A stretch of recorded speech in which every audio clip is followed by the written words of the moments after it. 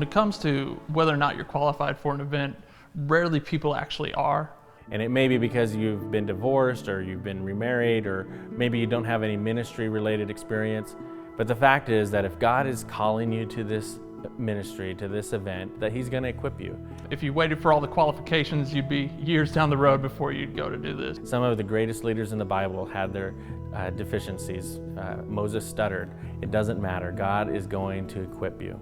You really don't need to be a marriage expert to be able to host one of these.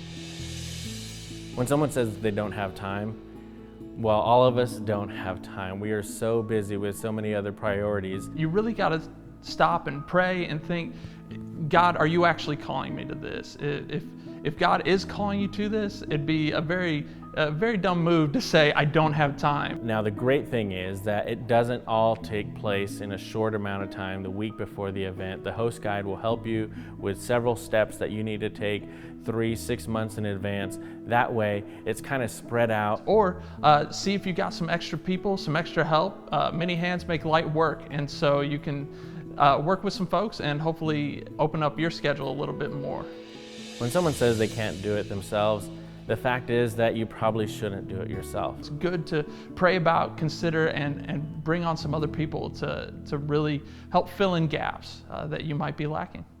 In fact, that team of people will help you, encourage you, but also you can delegate different tasks to different people. They're going to have their skill set, things that they're good at that you may not be good at. And so that also helps with time management, because then other people are able to take some of those tasks and it doesn't all fall on your plate. Pastors often want an art of marriage event in their church, but don't feel like they can add something else to their plate.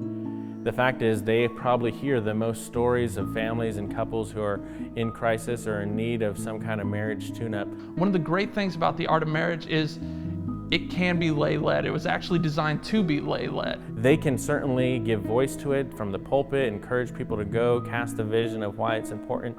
But it is best if they find a couple that they can pass this on to, that will lead and organize the planning and the strategy and find the other team members. And that way, the pastor and his wife on the day of the event can come and just enjoy the event as attendees.